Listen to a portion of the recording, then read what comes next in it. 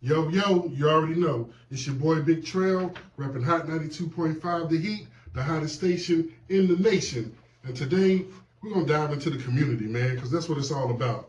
If you're not part of your community, if you're not active in your community, then I don't know what it is what you're doing. And what better guest than to have an expertise at community when it comes to community safety than the director herself, Miss Latisha McNeil. Yes. That's it. That's what you're going to give us? Yeah, round of applause. Yeah, just a little round of applause. Well, thank you for being here. Thank you for having me. Now, we're going to jump straight into it because that's how we do it with Hot 92.5 The Heat. Now, I got to give it to you, my sister. You're a very distinguished young lady. Yeah. You wear many hats. When it comes to titles, you have several. I do. So we're going to speak on that in a moment, but just to let the people know about being the director of the Community Safety Department, just shed a little bit of insight on exactly what that role is all about. Yeah, so the Community Safety Department, we became official as a department January 2025. But we started from 2019. I came in as the criminal justice administrator for the city, doing civilian oversight. And we've grown from there. Like, we've grown into multiple programs that each address different community-driven responses to public safety needs, putting the community first. Okay, and that's what it's all about, man. I commend you because, you know, I know heavy is the head that wears the crown, and my sister, you guys are out here in the streets getting it in, as they say. Y'all outside. We are, and the head gets heavy, but we're going to keep going. So. I know that's right. It doesn't stop there. Now, I know this working alongside of you, having the privilege, for those that don't know, you know, again, Hot 92.5 The Heat, this is Big Trail. I'm also the president of GSO Peace Corp, which is a Richmond Center located right here in the self-help building of 122 North Elm Street. Just a little shameless plug. Nothing wrong with that. Right on. But having the privilege to be alongside of you for this past year and a half is, and I'm from Greensboro, and I had an idea of what community involvement was about and engagement, but working alongside you opened my eyes up to the realness. You know, everything ain't glitz, everything ain't glamorous. It's a lot of darkness that comes along with being out here, being an advocate for your community. If you could touch on a little bit, what made you want to jump into this line of work? Because I see from your history, your background, you've always had like a kind of a thing being in with communities from being, let me get this right. I want to make sure I get it right, from being CPO, which we're going to touch into. So can you tell them exactly what that acronym is for, the CPO? Certified Oversight Professional. So I'm certified in civilian law enforcement, working with auditing and oversight. So that right there, so coming up as a kid, like, is this something that was always in you? What drove you in the direction to want to, pursue this career? So, I have a interesting family dynamic in terms of like background. My parents are both in law enforcement. Oh, okay. And worked in the corrections, Guilford County Sheriff's Department. And my mom worked for juvenile detention. And I, just coming up, just seeing them do the work in community, one of the things that always struck me is, everywhere we went, people were always so nice to like my dad, right? We'd be out at dinner, somebody come up and speak to him, hey, how you doing? They would always, I'm doing good. That was so like that was like that. That's how we knew how he knew the person, because they were like, I'm doing good. But he would always talk about the importance of treating people like you want to be treated. If you ever find yourself in a situation, like that, like you ain't gonna look down on nobody. You don't want to, mistreat them. Treat them like they want to be treated, or like you want to be treated. And so from that, I knew I wanted to do something where I was helping the community, but I also knew that, the importance of that government plays in people's lives. Like, we can't all say we don't want to, we can't rock with the government or whatever. We can't all turn our backs, because there need to be people who are like social change agents within government, being that person that's able to uplift the voices that aren't in the room. Right. And so that was something that has always been important to me throughout my entire career. I worked at the Juvenile Detention Center, and I was a juvenile probation officer, a court counselor, and I ran drug courts. And so I always was very focused on the individual and their story, and knowing that how somebody shows up, in a situation doesn't dictate their entire life, and it's not all of who they are. So it's important for us to make sure we make space for the whole person and understand how people get in the situations they get into. Right, and that's a major key, man. So everybody out there listening, again, it's not how you start, it's how you finish. Absolutely. Every saint has a past and every sinner has a future. And I'm a prime example, but we talk about that later. But I think that is so cool, like, because I can remember being a kid in a little bit of trouble. And when I had the mentors in my life, whenever I would see them, I would do the same thing they were doing to your dad. Yep. I would be quick to tell them what I'm doing now, just to receive that praise, let them know, like, hey, what you said mattered, Yep. I think what was cool with me that I thought about it later, hindsight is 2020. I had the privilege when I was in 5th grade going to Kevin Wiley on the South Side. We had a teacher. She ended up leaving. And then we had another intern teacher that was fresh out of Hampton University, a sister that looked just like us, that could relate to us. And it was Miss Richmond, David Richmond's daughter. Yeah. So you can only imagine. Yep. 5th grade, young black male, the realness we was getting in that class. Oh my Lord, man. Shout out to Miss Richmond. I have to make some noise for that. Salute to David Richmond, man. That was part of the original city movement here in Greensboro, North Carolina. But yeah, that means a lot, because it's like those moments from back then that you can see now, it's like it made a big difference, because I could have really went left. And I'm talking about, this is 5th grade. Yeah. Now, mind you, I got straight a little bit, then I went back left a little bit as I got a little bit older. But I always go back to those teachers, to those people that was in my life that made a difference, that saw things in me that I didn't even see in myself at a young age. Absolutely. So being that juvenile court counselor, like, once you finished school, I know you went to Elizabeth City, correct? I did, Elizabeth City State. Shout out to Elizabeth City, baby. Yeah. And while you were there, you also played Zeta. Yes, Phi Beta. That's right. Zeta. Shout you. out to the Zetas. Yes. There it is. Now, when you were there at Elizabeth City, was it the same career path that you had chosen, that you were like, yo, this is what I'm gonna do? So when I get out of school, I'm going back home, and I'm gonna plant my flag and make a difference. So actually, no, and I'm gonna back up just a little bit. Okay. I talk about my parents both being in law enforcement and all of that, but my story really didn't start there. So my mom and I moved to Greensboro when I was in the 9th grade. Okay. But we moved, it was one of those things where I was getting in trouble in my hometown. What's the hometown? Sanford, North Carolina. Sanford, okay. We got a theme song and everything. Ooh, I know about Sanford, boy. Okay. Yes. So I used to get into a bit of trouble. And there was an incident where it's like, okay, you have to get yourself together. So we moved to Greensboro. I didn't know anybody. I started 9th grade, Southern Guilford High School, and I didn't know a single person. Wow. But I was a fighter. They didn't know. They did not know. Before I got there, I was a fighter.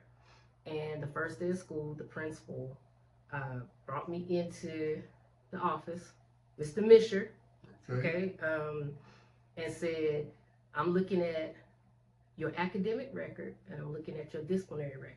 You got one time to get in trouble here, and we're gonna put you out. One time on your first day of school? First day of school. Jeez, Lord have mercy. The record is long. Okay, it was. I understood. Okay. I understood where it was coming from, because it was It was some trouble that was being had. And so, I made a choice before I got there. Right. I knew that I wanted to go to college. And I knew that in college, they're going to check your disciplinary record along with your academics. Never had a problem with academics, but if somebody said something, it's on. I didn't have a problem. I know that's right. But I made it through all 4 years of high school, ended up graduating student body president. Oh, okay. And, it was one of those things where that first year, I had to really work on myself and swallow a lot. You left all your friends behind and you come to this new environment, new city. People don't know me. Yeah. I was fly. Okay. I'm just There's nothing wrong with that, coming from love. So there was plenty of opportunity for me to show you exactly who I was. But I was choosing to be someone different. And so when I got to college, I knew I wanted to do something to help somebody that's like me. Like, a kid that's like me that maybe was going down a path that wasn't right and needed an opportunity to do something different. And so I was a criminal justice major. Knew there was a lot of opportunity. Everybody like, go to law school. I never wanted to go to law school. Nothing wrong with that. I just didn't want to go. And so, I had the opportunity to volunteer at a teen court. And that was eye-opening for me because I got to see, okay, well, they didn't offer me teen court back in the day. They were trying to offer me something else. Okay. My mom said, I'll just take her and move out of this. Right. But, being able to see those alternatives, I was like, I want to be in a situation where I'm able to help people to get to those alternatives so they don't have to go down the path of like incarceration and all of that. So I didn't know what that looked like, but I said, I want to be in a position where I'm able to create policies that help the community. Like that was always my thing. And so from there, I just went where the job carried me and ended up here. So. Right. Well, we appreciate you for landing here because without you, I wouldn't even know what would be going on right now. Because I look at it like, the universe, well, I'm going to say God, he puts everybody in each other's lives for a reason. Absolutely. It's on us to figure it out to see exactly how we mesh together. And like now, if I could talk to Young Trill like from 96, 97 and tell him what I would be doing now, he might be like, are you serious? Yeah. Oh, yeah. Really? Well, what happened? What made you want to do? You know what I'm saying? Was it something traumatic, anything? So when you first got in the juvenile justice system, like, what was that experience like? Because, you fresh out of college and it's like, it's not that big of an age difference, really. Yeah. So for me, it was the most eye-opening experience of my life. No matter what degrees I have, none of that. The best education that I got was from working at the Guilford County Juvenile Detention Center. Life experience. And the kids there, I love those kids. I mean, they were kids, and some of them, they have done some horrendous things, but they were kids. Right. And I got the opportunity to look beyond their charges and see like them as individuals, see them as kids, and hear their stories. Yeah. And I think hearing their stories, hearing where there were opportunities for them to be placed on a different path, and nobody saw it and said, hey, young man, hey, young lady, instead of going right here, we're going to take you, we're going to go this way. Right. And I think that was, for me, like a light bulb of where I said, if I'm ever in a situation where I can point somebody in another direction, I'm going to do everything in my power to help them to get in that other direction. Amen. Yeah. That's that good energy right there. I would hear stories about the detention center. You keep up, you go into detention. Yeah. And I'm like, well, shoot, all my friends there. So Yeah. I don't, you know, like, it's to the that's point that it was like, that was my mentality as well. I know my friends that went there, they would tell me, nah, you know, they would try to make it seem like it was cool when they come home.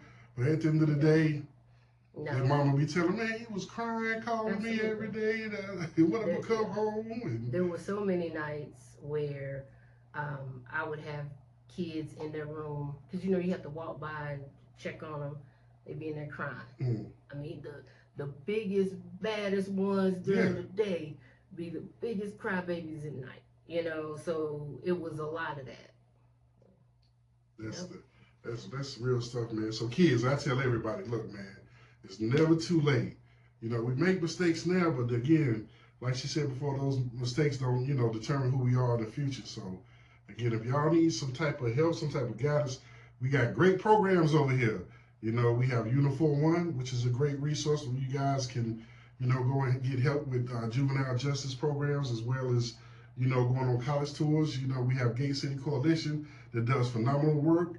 And we have AWOL Outreach. Shout out to my brother Lynch Hunt, who's also out there making the input and going to talk to the kids and taking them on prison visits to let them exactly see and witness how it is behind bars. So I hope this reaches the ones that it needs to reach, so y'all can understand, like, look, you might have messed up now, but it doesn't determine your future, your outlook. Because, you know, we got resources and everything for you. Just like over here at GSO Peace Corps Richmond Center, where we teach the nuances of studio engineering as well as media podcast training. But back to the lady of the hour, another shameless plug, by the way. But nothing at all. I'm from here, born and raised, and I've seen a lot in my time. I can only imagine the stuff that you had to witness. Now, tell me, in this profession, being a young black female, what hurdles and what boundaries did you have to overcome to get the respect that you needed to be able to operate how you're being effective? Because, you know, you're doing numbers. Numbers don't lie. Yeah. Well, you know, first of all, thank you for calling me young, because I'm older than you, so I can. You know, I appreciate it. That's the truth. You know, it's been a lot of people underestimate you. You know, and the thing about me, I'm not the person that wants to be in the front all the time. I've never been that person. I've always wanted to be the person in the background orchestrating the things, as opposed to being the person out in front. Because I felt that the true power is in being able to move the pieces and the people in a way to get the results that you need.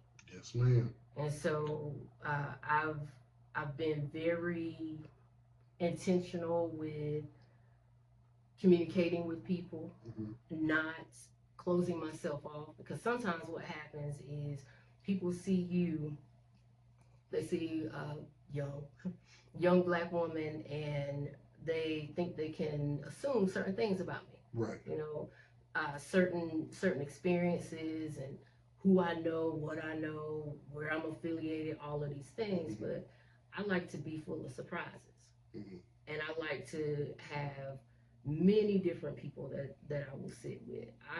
There are times where, you know, most of the time when you see me, I'm, you know, in my professional attire, and I'm, you know, because I'm working. But there are often times where I go into spaces, say incognito. You know, I'm hat to the back, baggy clothes, like you wouldn't even recognize me, because I'm, you know, I'm there. I'm not there as, hey, it's Latisha McNeil, director of community safety. No, it's just Latisha. I'm here. I'm, you know, seeing the scene and checking everything out, and just here for a good time. And so being able to communicate with a variety of people, being okay with being underestimated, but also having my stuff together. Because, you know, people gonna oftentimes underestimate you. People gonna assume certain things about you, but when you know what you know it. And you can stand on it. You don't have to be loud. Like, I ain't got to scream, cuss you out, do none of that stuff.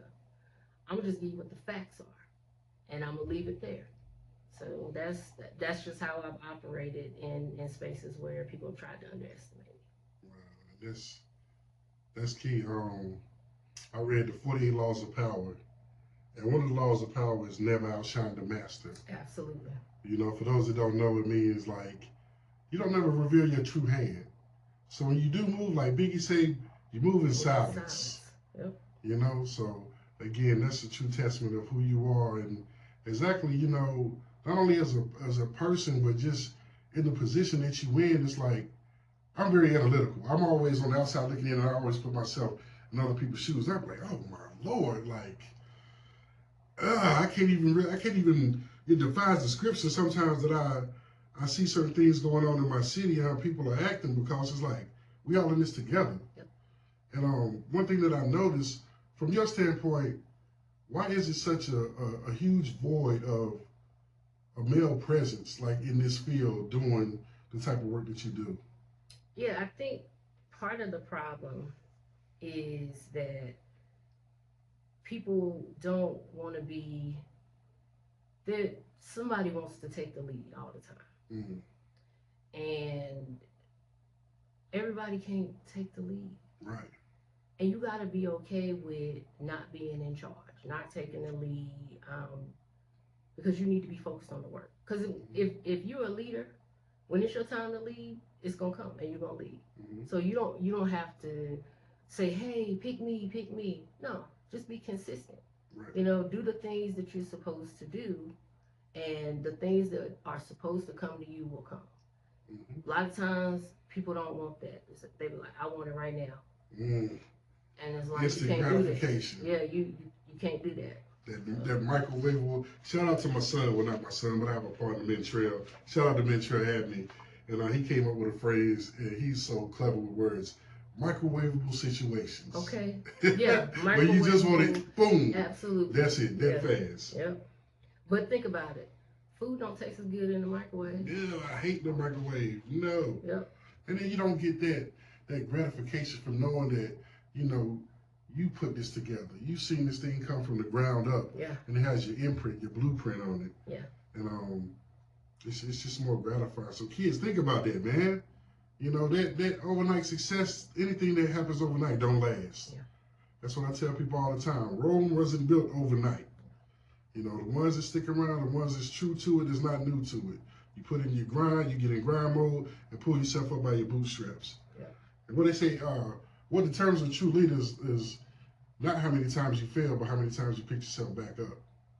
So that's just a little food for thought, people. You know, but here in Greensboro, I noticed, you know, especially working alongside you guys, and I spoke on it earlier. This isn't for everybody. No. What they say, few are called, but I know many are called, but only few are chosen. Yes. So let the people know a little bit when it comes to these violence interrupters and these outreach workers.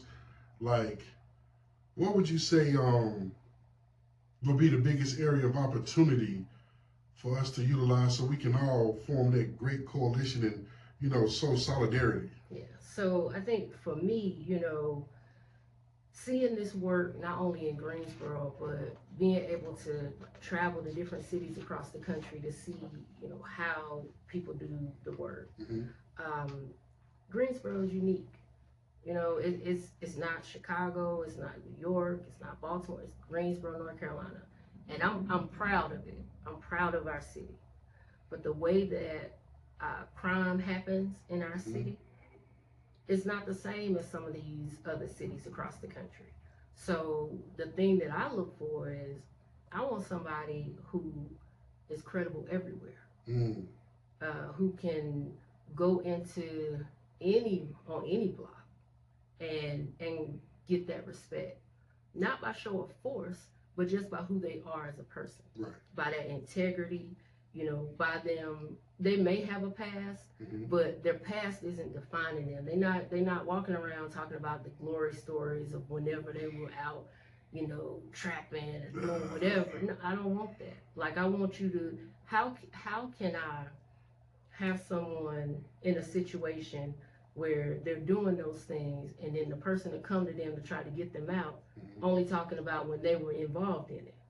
That's not going to make someone want to change their life or their path. All that's doing is validating and verifying hey, I'm in the right place. Right. You know, I want somebody that can say, I may have done that, but that's not who I am now. That's not where I am now. And being comfortable enough with themselves as, a man or woman to be able to stand on who they are. Right. And so that's what we need. And the irony in it is I can remember 3 years ago having conversations. I had a conversation with a counterpart from Chicago 3 years ago. And I mean, it was a very heated discussion that we were having as he was trying to tell me that, the way that they were doing things in Chicago is the way that we need to be doing things in Greensboro, North Carolina. And, it's very like neighborhood specific. And, he's like, everybody got that neighborhood. And, he's saying these things. I'm like, I hear you.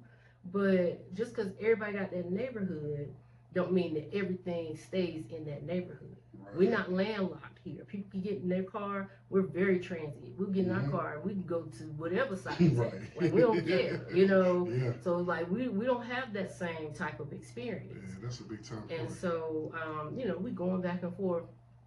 And last week we were having a conversation when the plan was released, and we called. And he was like, yeah, man, we're looking for people that can go all over the city. I was like, hold on, let me stop you. Sounds familiar. Run that back, because I heard what you just said, and we not going to skip over it, because 3 years ago, when I said, I want somebody that's good everywhere in Greensboro, you were looking at me like I was crazy and saying that wasn't going to work. But that's exactly what we are doing here. I don't care what block it is. I want somebody that is good all over Greensboro, because I want Greensboro to be good everywhere. Right, and that's a great answer. I didn't even think about that. Those major cities, us not being landlocked, because if I'm right, correct me if I'm wrong. It's like the violence here happens in spurts. We might go months to where it's nothing going on, but then all of a sudden it might be a seasonal thing. Yep. And then boom, numbers go up. But that's a great segue into what you were discussing with the comprehensive community safety plan. Yes. Now, this is great. I love it. And for those of us out there, it will be up, so you guys will be able to see it yourself and take a look at what's going on here in the city of Greensboro with the comprehensive safety plan.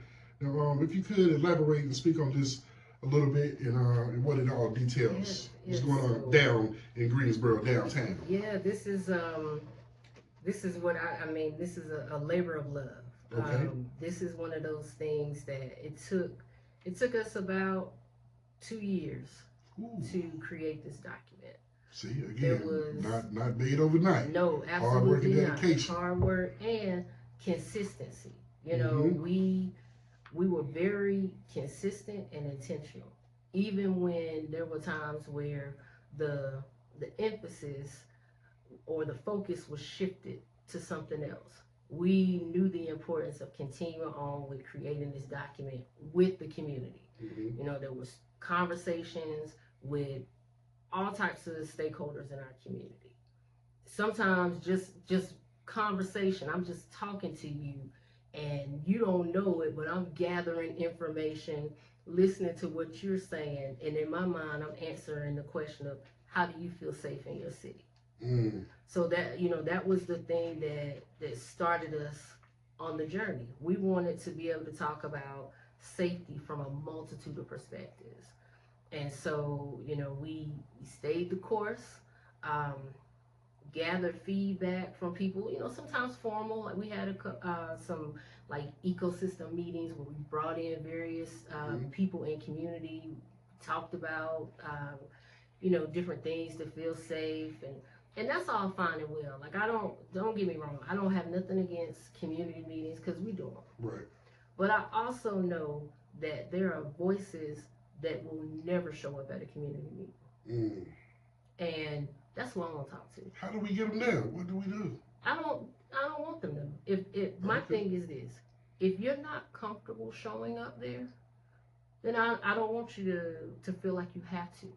And I don't feel like you should feel like you have to have your voice heard. the way the community works is it's all a community. So if I gotta come on the block to talk to you, I'm gonna come on the block to talk to you. Right. That's why when I said I want somebody that's good everywhere, that's what I mean. Everywhere. Yeah, because there's some, and to that,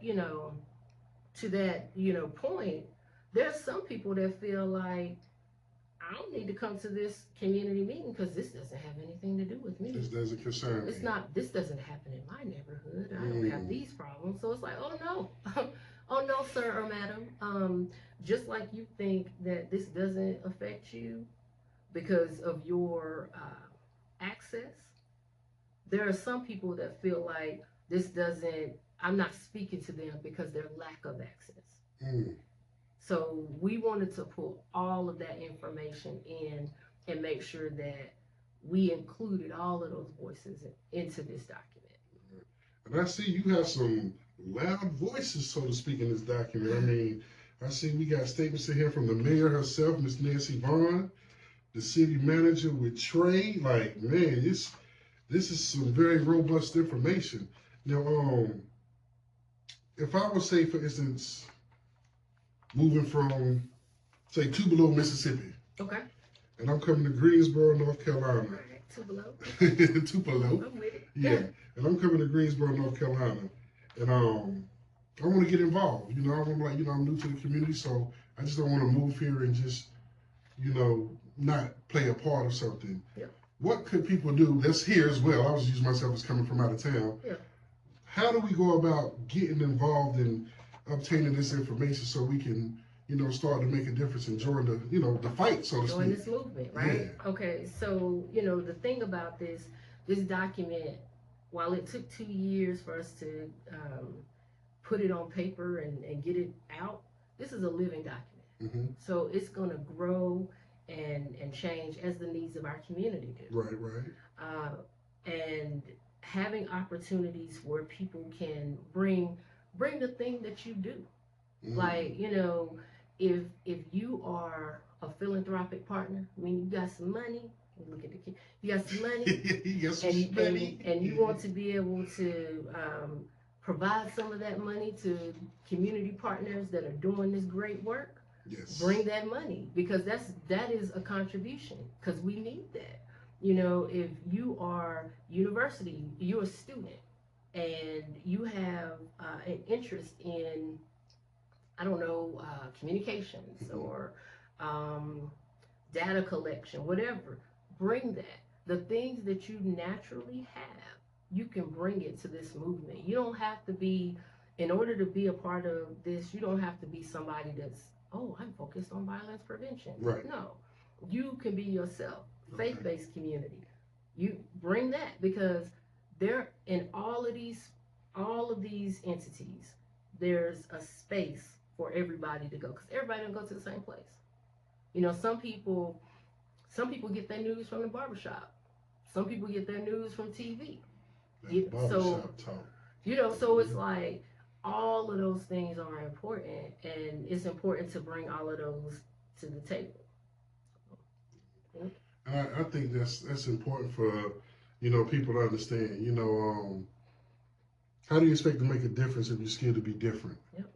It's easy to sit back there and talk about what should be done and how it should be done, but unless you're really getting out here, being outside, locking arms and marching with the ones who are really out here trying to make a difference, you can keep that opinion to yourself. I'm gonna just go ahead and be frank and say it like that, because what was it that I'm gonna steal a phrase from Family Guy? What really grinds my gears? Yeah. Mine too. It grinds my gears is when we have all these, what I want to say, I don't want to call them naysayers, but all of these smart guys who's on the outside looking in like, well, I'll be doing this or I'll be doing that, but we've been outside and you don't see them nowhere. Yep. We everywhere. They never there. Never. So, but that's inevitable. That's not going to change. But, when they talk about our city, I see stuff. When I start seeing my city on YouTube, they talking about violence and crimes and stuff, and I'm like, Greensboro, one of the worst places to live in North Carolina. Like, it makes me feel some kind of way. Yeah, and a lot of that is just not true. Greensboro is a beautiful city. Yes, it It is. is, I mean, it is wonderfully diverse. There's so many things to do, so many opportunities. I mean, just think we got we got six colleges in this city. Yeah. You know, and that's just college. Mm-hmm. So all of the different activities, the culture here, I I love this city. I Yeah. think this city is um, an excellent place to live. I mean, Mm-hmm. we right in the middle of, if I want to go east west, it take what 4 hours to get each way. Right. Right. So that's a day trip. Right. So there, I mean, to me, you know, people use data that's either old Mm-hmm. or inaccurate to paint these pictures that are negative. And because it's easier for me to put somebody in a position of fear than to put them in a position of power. Because if we start talking about the good stuff that's going on here, we're empowering the Right. change in our community. And it's like, oh no, that's, we're not going to have that. We got all this stuff going on out here. You need to get involved, to get connected, get a hobby. Mm-hmm. Because there's lots of hobbies and activities here. Get one of those and do that. So, yeah. So, and that's perfect that you said that, because I'm all about giving flowers, and that's why you're here today. You certainly deserve it. Because I came on around about the middle part of 2023, and that was a very difficult year for the city, where we reached a homicide rate of 74 homicides. Now, that's totally, that's crazy. Like, and rest in peace to all the ones that we lost in that year. Now, due to not only yourself but your partners, your constituents, and many other organizations, 2024 that went from 74% down to 44%. Yeah. How can we contribute those numbers? What was the turnaround? What was the difference maker? Yeah, I think there's many factors that can contribute to that. Mm-hmm. Of course, we got our law enforcement partners doing their job. They're doing their reactionary Cracking work. down. So they're going to enforce, Mm-hmm. and they were doing that. But then we also had this strong network of community-based organizations that were getting aligned and intentional about violence in our city. Like, that's why we called it Peace on Purpose for a reason. Right. Because Peace we on purpose. wanted to be intentional about it, intentional about how we moved together, and people really got locked in Mm-hmm. and started talking to one another, started saying, well, how can I help? Instead of, well, why you don't want to get to do it? It was a lot of that, and as this movement grows, I anticipate more of that, more people coming to the table, more resources, more people saying, let me have in, let me bring my stuff so that we can make this better. So I feel like a big part of it was us communicating together and working as a true ecosystem. And it's only gonna get better, because only thing we're gonna do is just build this up even better than it already is. Because that's a big time decline. So again, shout out to the Department of Community Safety, as well as Chief Thompson, as well as Chief Harris. MJ, what's up, boy? Man, just seeing things, being able to see how law enforcement works. Because I know people get a bad stigma where they say cops are this, but until you actually work alongside them and see exactly the ones that's dedicated to making a change in this community, it's a beautiful thing. And like you said, I think that contributed to that drastic decrease. Absolutely. Because that's the lowest numbers we've seen since 2021. Yeah. So again, like, I give you kudos, because that's not an easy task for people to get out here and go to these shooting responses and do these canvases and let the community know we're here for you. We have resources for you. You've been through traumatic experiences. This is what we can assist you with. You lost a loved one. You might have, kids losing parents. Like, instead of just throwing them in foster care, we have these resources for you. But that 2023 was a crazy year, because we ended it with homicides. And that's how you don't want to go into the new year. Not at all. You know, so then, starting 2024 off, we finished it, what was it, the gun, all Glocks down, we ended it with a bang. Yeah, we wanted without to, a bang, yeah, so to we speak. wanted to make sure that we were putting the message out, put the guns down, Right. and I think that working collectively with that message is a key. But then also, if I if I tell you to put the gun down and I can't give you nothing else, Mm. that's a hard spot. And I'll be real with you, like if I can't give you another pathway Mm-hmm. or provide you with access to another pathway, it's real hard for me to tell you stop doing what you're doing. Right. Yeah. And that's where I think for me, going back to my background working in juvenile justice and probation and like seeing young people who were, the circumstances were just so much. There were so many things that happened. And it's like, man, if only somebody could have intervened and gave them an opportunity. Because other communities do it. I'll put it like this: former President Bill Clinton. Mm-hmm. Bill Clinton became Bill Clinton because his community made him Bill Clinton. Mm. They saw something in him as a young kid, and they nurtured that. They grew that. Hey, we want to make sure that you have that opportunity, access to get that education to grow you, into who you are, that Rhodes Scholar. And this was back when he's from Arkansas, right? Yeah. Arkansas Bill. Okay. And it's like, Little Rock.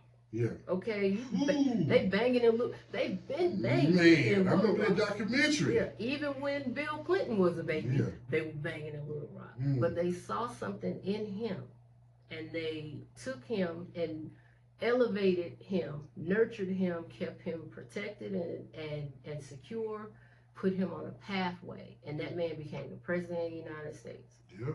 So to me, it's like, as community, when we nurture our babies, and when we see something in them, we need to make sure that we are protecting and growing it. Because just like you got Bill Clinton, former president, is other people that were right alongside him that took a different path, that may have been just as talented, just as smart, but didn't have opportunity and access to what they needed.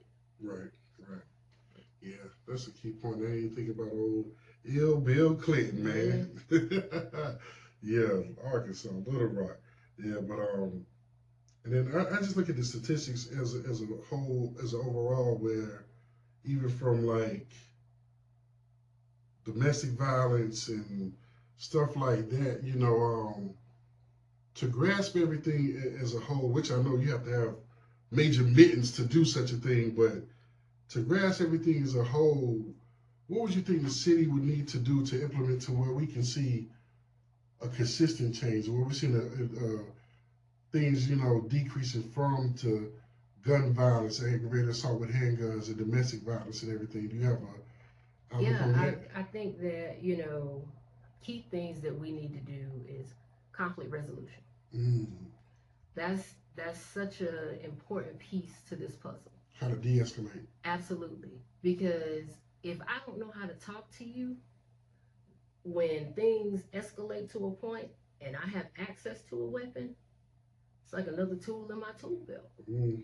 Yeah. So just like you got that gun in your tool belt, we need to teach people how to have de-escalation in their tool belt. Because somebody need to be able to talk that situation down. People need to be comfortable with walking away. People need to be comfortable with understanding how to talk to each other. And that's something that we don't teach it in school, and we definitely ain't teaching it in community. We don't teach it in church. There ain't nowhere where people learn how to de-escalate a situation. Right. But when we look at the violence across our city and across like the type of violence, that's the thing. We arguing, we mad at each other, and we done escalated to this point, and now all I'm doing is I'm going to the weapon. because That's it, we ain't yeah. gonna talk no more. And it's like, no, we never actually talked. We never talked to the point where we tried to de-escalate it. We just kept talking at each other to the point where that other tool came out. Mm, yeah, Mm. that's it. De-escalation. You're right. They, I feel like so. I'm kind of weird, man. Like I always like to know, like how did people become the way that they are? Mm-hmm. Like what got you to this point to where you feel like this is it? I'm about to crash out. I'm about to just throw my life away, end your life, forget everybody else that matter. Like what gets them to that point? To where it's just that fast. So one thing I thought about that I wanted to do is I always found it interesting to like I used to look at those documentaries on HBO. Remember the Iceman? Mm-hmm. Like when it was just getting inside the mind of those people to be like, is it mental health? Is it drug abuse? Is it a combination of both? Yeah. Just from your time being here, what could you? Is it a combination of both that contributes to it? Because I don't think nobody's just evil. No. No, I think one of the things, especially when we think about violence and when someone escalates to the point of like gun violence, Mm-hmm. um, if you could do a drug test in that moment, if I could do a drug test or a test for substance, most of the people would be impaired. Mm.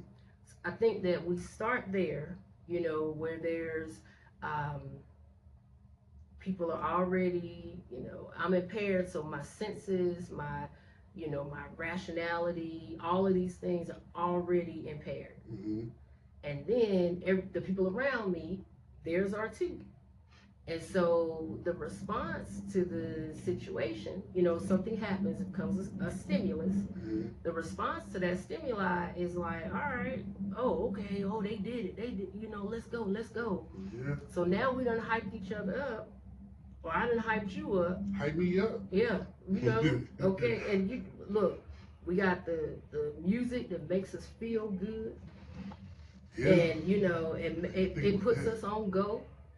Now I'm high, I'm drunk, I'm whatever. Mm-hmm. I mean, my common sense is gone down. It's gone. It's no longer present. Yeah, and then I make a decision, and I gotta live with it. Yeah. Yeah. So yeah, those are a lot of elements, and I forgot, like even with that's one thing I noticed, like so, even with radio, like I'm like, man, we go to certain clubs. I remember we go to the club, it's to dance and have fun. Yeah. You leaving there sweaty. Uh-huh. And then it's like when I go, maybe the celebrities in town have to go cover, do provide media. Nobody's dancing. Yeah. Everybody's just standing there, like rapping these gangster lyrics and acting like they're acting out the lyrics while they're in the club. I mean, males and females. I'm a huge music fan, but I listen to many types of music. Right. Cause And so, like, I can remember, I'm about to tell my age a little bit, right? So I remember, so I'm outside of the club, and it's like, crusher. and you're just hyped, right? Yeah. And you're getting hyped, you're building all Yeah. of that energy, and it makes you feel good. Those are endorphins. It's nothing wrong with feeling good from the music, but what happens is if I've already got them other things, Yeah. and I got a conflict. We ain't talked about how to resolve it. When I wasn't impaired, I don't have that tool on me.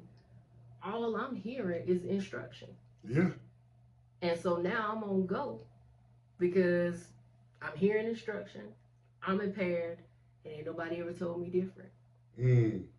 So it's like you gotta have that balance. One of the things in early hip hop, the diversity of music. So I might have had that music that was telling me to go ahead and do that thing, but then I had that other music that was, educating me of the power of being, Right.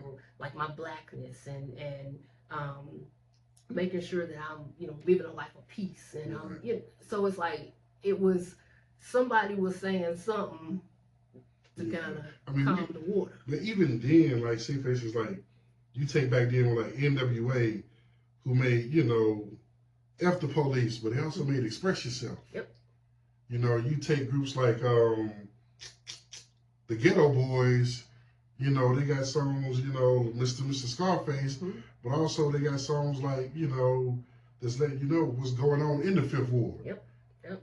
But Public Enemy, you know, Arrested Development. So it was that balance, you know, but I think now more or less to say it's like, and I tell people all the time whenever I have to, you know, meet with certain people that, how are you involved in your child's life? Once you lose that relevancy in your child's life to where you don't even know what's going on. Yep. Everything is, again, a text message. Hey, I'm a cash app you this. Order yourself some food. Uber Eats. You know what I'm saying? Like, we come home from school, how was your day? I'm sitting at the kitchen table. Yeah. As soon as I come home, I wash up, use the bathroom. I'm sitting at the kitchen table doing my homework, talking to whoever's in the house about how my day was and how it's going on. Yeah. It's like now what I notice is that lack of communication with the youth in regards on, you ask them now, like, how was your day? Why? Yeah. It's almost like they get offended. What you mean? Like, what you ask me that for? Yeah. You heard something? You weird. Like, oh, like, what do you mean? This is just a conversation, you know? So I tell parents we have to get back to those grassroots. I mean, even with like shows like The Cosby Show, A Different World, and stuff like that, we don't even have that portrayal of prominent families that shows a different way of life other than like the P-Valleys. And not saying that stuff goes on, that's a way of life, but also not knowing like, look, here's an alternative. Right. You know what I mean? And just think about it, you know, if all I'm seeing is that, then I'm gonna think that's what it reality. is. Yeah. And, you know, I look at it, for example, I'm not you know, back when reality television came out. I remember I watched it when it first came out, and then I stopped because I was like, if I live in an area where I've never seen a black woman, I've never interacted with a black woman, but I look on reality TV. That's your first perception. And when people start interacting with you based off what they feel like you're going to act like based off of reality TV, then that shows you that there are not enough examples of the diversity of just us, period, on TV or social media. And, you know, I get it, the ratchet leads, you know, people they want to be entertained, but it is just entertainment. Like the lines between entertainment and reality get blurred. And then people want to up the ante, even, you know, to go back to the music. If I'm entertaining because I'm a lyricist, I'm a storyteller, you know, and then you're a storyteller, and we going back and forth with our stories, and our stories are escalating, and then it gets to the point where nobody is telling a different story. So it's something the same. And I'm gonna just keep upping. That's and the then, reality. Yeah. That's crucial, and that's why, you know, dealing here with the studio and the podcast, that's what we come across a lot. You know, these kids, like, even with the producers or whatever, when they're making certain type of beats, I'm like, man, that sound like one long beat, but you play like 15. Well, this is the sound now. This is the sound now. Yeah. I'm like, man, like, you know, I mean, to each his own, but at the same time, when it goes back to, it's affecting people that look like us. You and me. Yeah. Other people on the outside looking in, they look at it, like you say, they see it for entertainment. But we have a hard time splitting the two and drawing the line. Because they're able to have that balance, because I see this, I hear this, but then I also see and hear this other thing over here. It goes back to access and opportunity.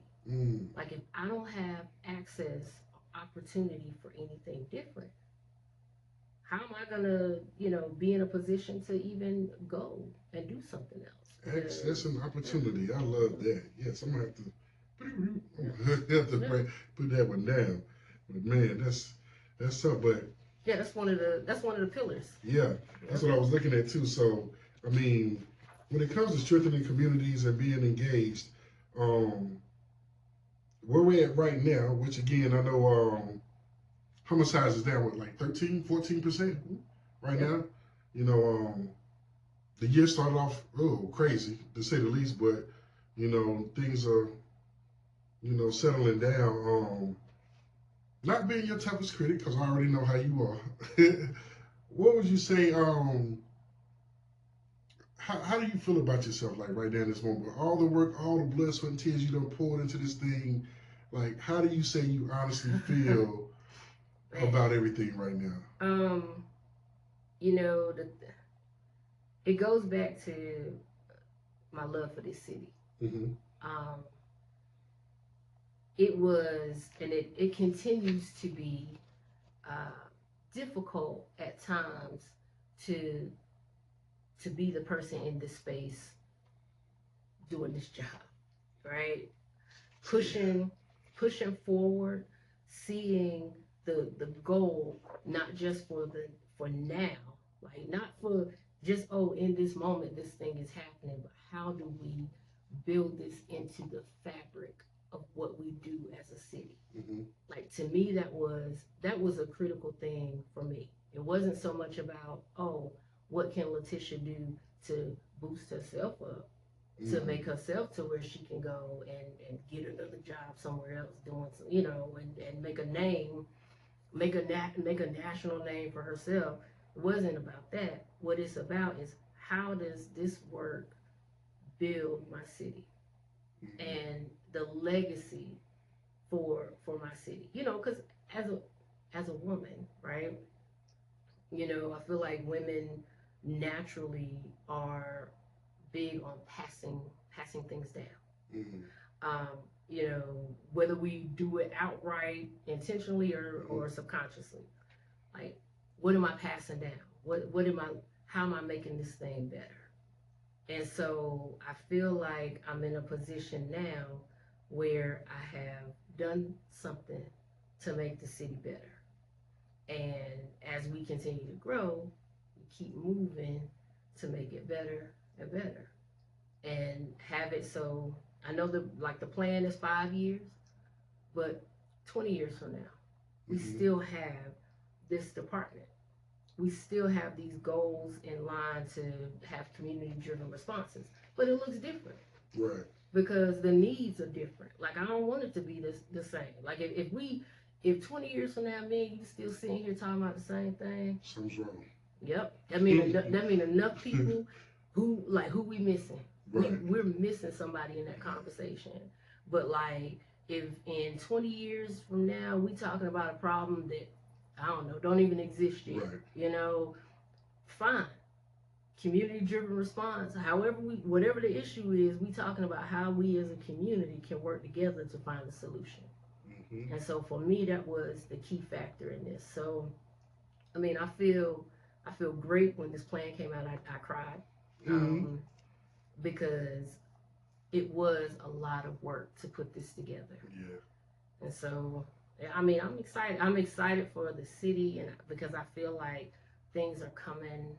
They're coming together, and yeah, we are on the national stage. So I mean, I'm gonna brag a little bit about the city. There you go. Yeah. Because this is talk that talk, so you got to talk your talk. The way that we are doing things, I had to fight people. I had to fight the subject matter experts in this work about them trying to tell us what Greensboro should be doing. I'm like, you ain't even from here. You ain't from here. You ain't been here. You do not know. So don't sit here and try to tell me, or tell us how this should look. We gonna build this thing right from Greensboro up on purpose with our city. And so now it's like hearing those same, people that was like, y'all wrong to, yeah, man, we growing in this direction. We doing this thing. I'm like, oh, really now? Well, when you do it, make sure you say Greensboro, North Carolina. Put some respect on it. Yeah, yep. Believe it, because back to those numbers that from 2024, got invited to the White House, didn't you? Yeah, so Been to the White House a couple of Oh, times. excuse me, but I got a room there. I'm right Yes, next to the Oval Office. yeah. Yes. We went to the White House and and the Department of Justice and got to talk about this work. Mm-hmm. Got to talk about um, the goal of putting community safety into the fabric of public safety. Mm-hmm. Because too many people, when they hear public safety, the first thing they think is police. Police is a part of public safety, but they're not all of it. Right. And it's like it's not even, and it's not fair for us to expect police to show up as the whole of public safety. Mm-hmm. It's like there's a community element, there's a us element in public safety. Right. So like I feel like if we do our part, then when it's time for them to do their part, we know that they're doing their part because we done what we can do. Yep. Yep. It's all about execution. Um, I've been looking over this plan, and like I said, even with starting with the pillars that you have here for the first one to the second one, which we spoke on, um, I'm excited myself. Yeah. Just to see the direction that everything is heading. Um, yeah, I mean, it really can't say enough about the work you've put in. And then also, too, before I forget, man, I wouldn't even be here. Let me shout out my brother, man, real quick. Arthur Durham, man. Arthur, yes. Brother Arthur, man. Absolutely. Now, listen, put some respect on his name. When I talk about somebody that's unconditionally committed, Yes. a man that's passionate, a man that walks the walk, talks the talk, man, that brother is the reason that, GSO Peace Corps at Richmond Center is here today. Yeah. So again, Give him man, yeah. you gotta give it up for Arthur Durham, man.